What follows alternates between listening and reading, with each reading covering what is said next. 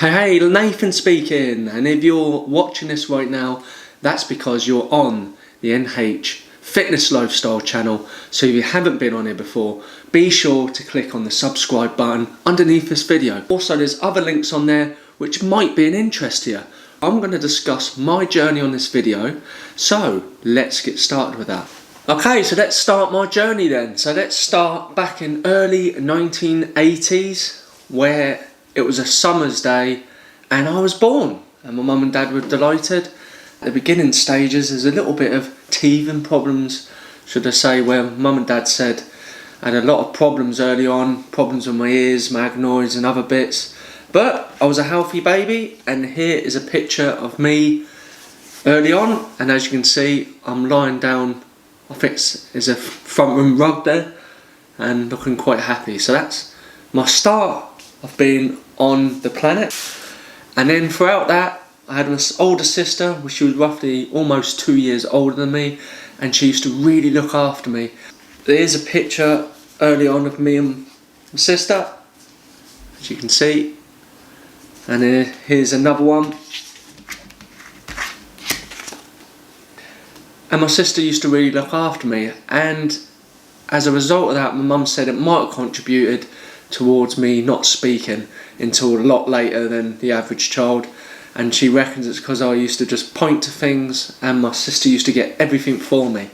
So therefore I had to go for special care to get me learning again, and they done all the checks because they thought I might have had hearing problems due to all the problems I had early on, but I was okay. I could speak and I never looked back. As you can see, I speak a lot now. So that was the first stages of my childhood.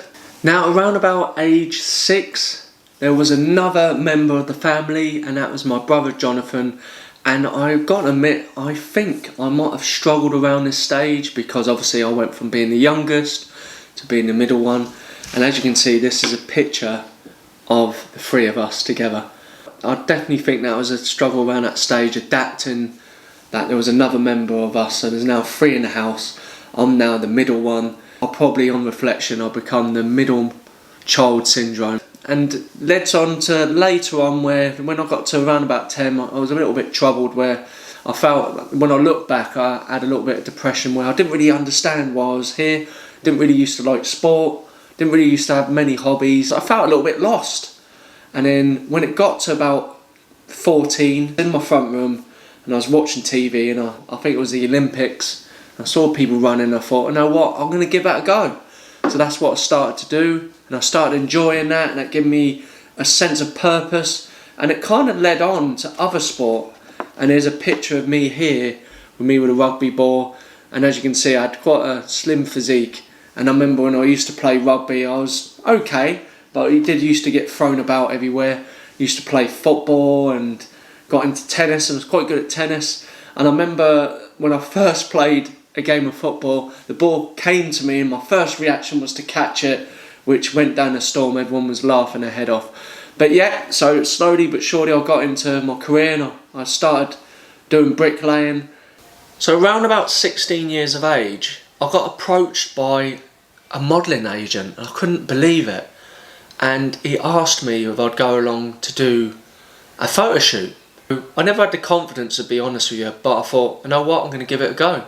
So I went along to it, and I really enjoyed it, and I gained a load of confidence from doing that. And I got offered a few jobs, got offered to do catwalking as well, but I just don't think I had the confidence at that stage.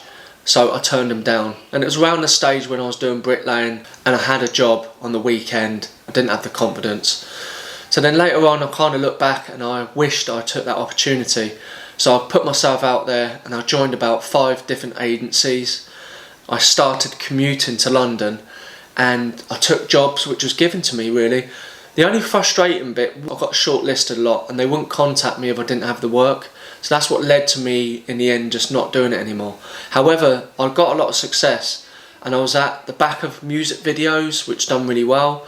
I also done the Deal or No Deal original casting, which involved the models on the outside strutting out with their suitcases, which of course they adapted for the British market, which you can understand. I also done an aftershave brand Gavinci, and there was like a Gavinci launch in London. There was the main model, and I was one of 2 of the assistant models, so that went really well. So I had a lot of success with that, but in the end I got a full-time job, and that took priority, so I decided to come out of the modelling at that stage.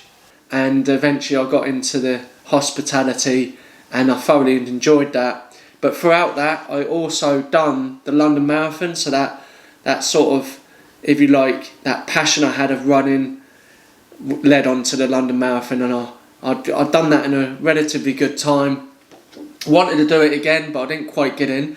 But as you can see, there's another picture here of me contributing towards raising money for charity and me doing a bike and hike, and that was from Fort Williams to Inverness. So that was a really good event. I really enjoyed doing that.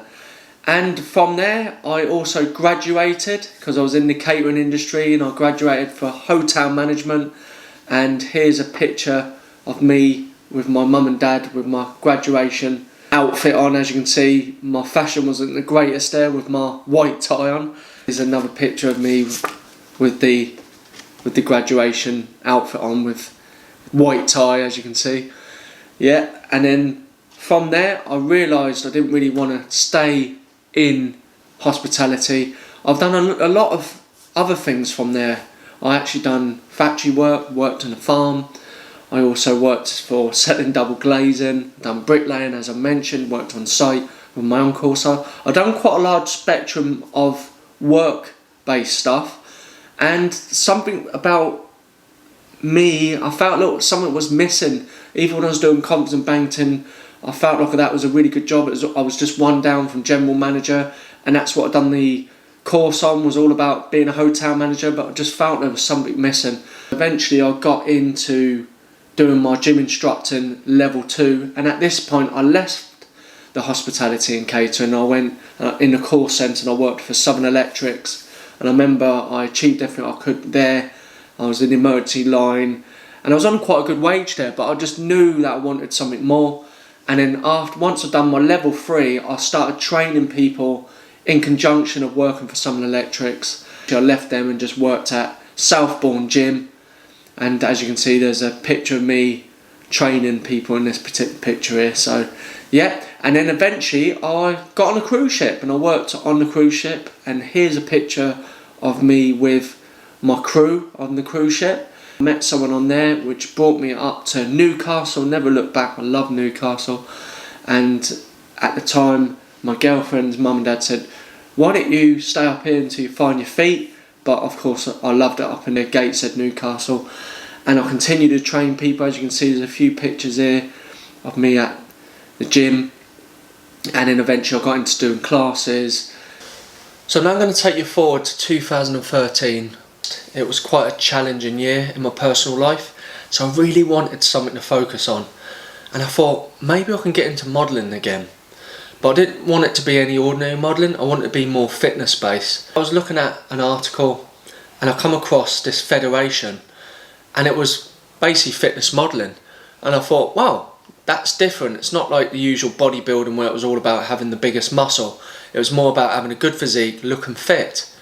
So I looked a bit further into it, and there was a federation in London called Miami Pro, and I went to the actual posing session in London, and I put into the actual show, which was November.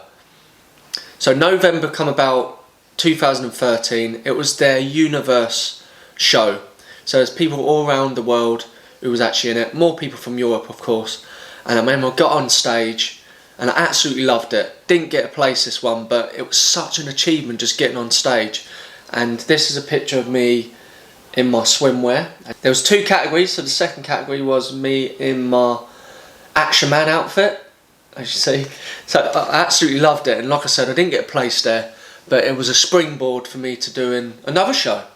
So it led on to April the following year, 2014, and I entered the UK BFF Federation, and I got top 5 in a beginner's session for physique. But then I realised it kind of wasn't really my thing, physique. I definitely preferred fitness modelling. I found it was a lot more animated, and that showed off my personality more.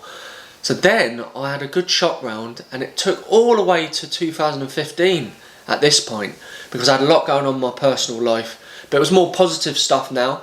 but I was more focused on personal life, and I started getting back into more doing business stuff with personal training and my group training. And I come across this other federation like Miami Pro, and that was Pure Elite. It was actually a show in Middleton, which is in Manchester. So I went in for that, and I went in for Beachbody. 12 contestants, felt really good on it, and it got to the end and I got 5th place. So as you can see, 5th place, and that was only little, but it was such a big achievement getting a little trophy. And there's the picture of me getting my trophy on stage, and that was pretty much a springboard towards going for the next show, which I thought I'll stick with Pure Elite and I'll go for their biggest show, which was in London, which in Margate. So I went in for that, and I got top spot out of 27 contestants in the Beachbody category. And what I didn't realise, I didn't even think that far ahead, is I actually got into the World Championship, and I had a holiday straight after the show. So I went on holiday to really be strict with my eating, but I did it, and I still enjoyed my holiday, funny enough. And it gets to the World Championship, and I get on stage for Beachbody. I felt so confident. I felt I'd done better than what I did in September, and that was an achievement. And then straight away back on, and I got in for the fitness modelling category now. And just to backtrack a little bit, I weren't supposed to qualify for this category, but I messaged the director and I said, look, I think I can do it, will you give me a wild card? And he went, well, since you asked, I'll let you have a wild card for fitness model.